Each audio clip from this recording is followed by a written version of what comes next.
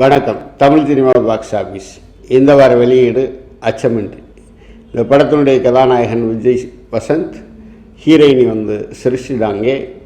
இதோட சமுத்திரக்கனியும் இந்த இதில் காவல்துறை அதிகாரியாக நடிச்சிருக்கார். இந்த படத்தை கதை திரைக்கதை வசனம் எழுதி ராஜபாண்டி இயக்கியிருக்கிறார்.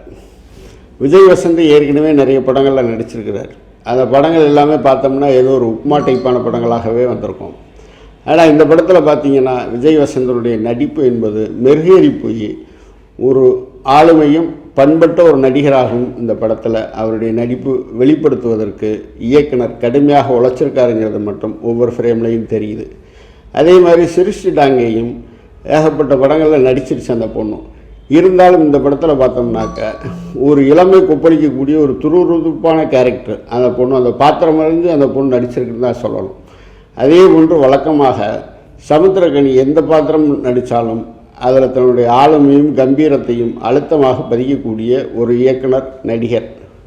இந்த படத்தினுடைய கதை என்னன்னு கேட்டோம்னாக்க, தமிழ் சினிமாவில் ஏற்கனவே பல படங்கள் இதே மாதிரி வந்திருக்குது. சமீபத்தில் வந்த சமுத்திரக்கனி இயக்கத்தில் வந்த அப்பான்ற படமும் இதே தனியார் கல்வி கொள்ளையையும் தனியார் பள்ளியினுடைய ஆதிக்கத்தையும் வலியுறுத்தக்கூடிய வகையிலையும் அது அப்பட்டமாக தோலிருக்கக்கூடிய வகையிலையும் தான் அந்த அப்பா படம் இருக்கும்.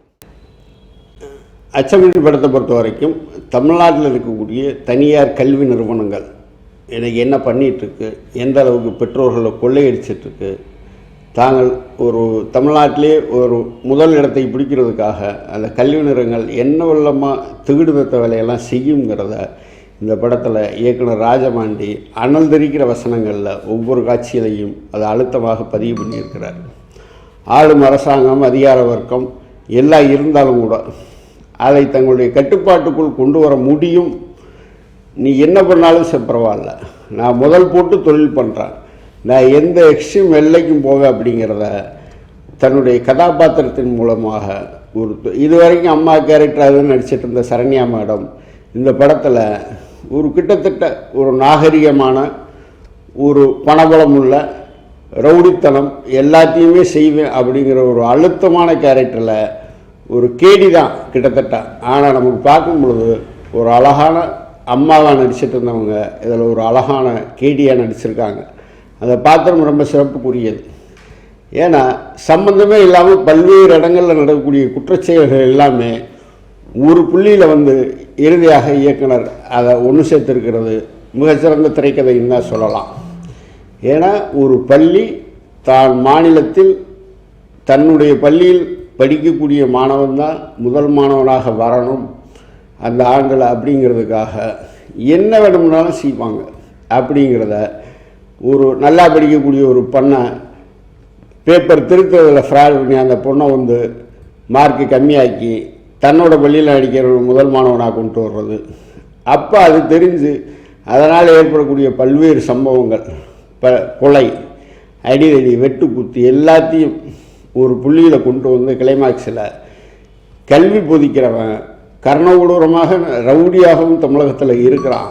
இதுக்கெல்லாம் காரணம் பொதுமக்கள் தானே ஒழிய நாங்கள் இல்லை அப்படிங்கிறத கல்வி தந்தை வாயிலாகவும் அதே நேரத்தில்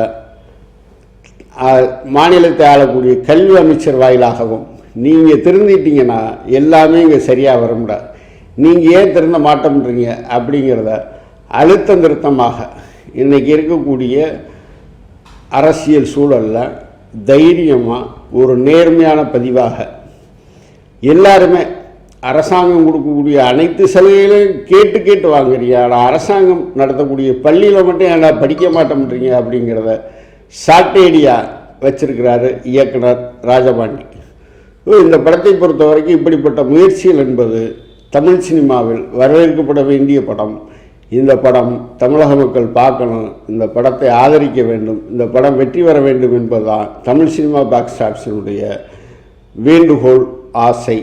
பார்க்கலாம் தமிழக மக்கள் என்ன தீர்ப்பு சொல்ல போகிறார்கள். இந்த படம் ஜனவரியிலோ அல்லது பிப்ரவரியிலோ வந்திருந்தால் இந்த படம் ஒரு வெற்றி படமாக அமைந்திருப்பதற்கு வாய்ப்பு இருக்கிறது. டிசம்பர் மாதம் ஆண்டின் இறுதியில் வந்திருக்கிறது. இந்த படம் வெற்றி பெற்றால் நல்ல சினிமாவிற்கான ஒரு அங்கீகாரமாக இருக்கும் என்று நாங்கள் ஆசைப்படுகிறோம். பார்க்கலாம்.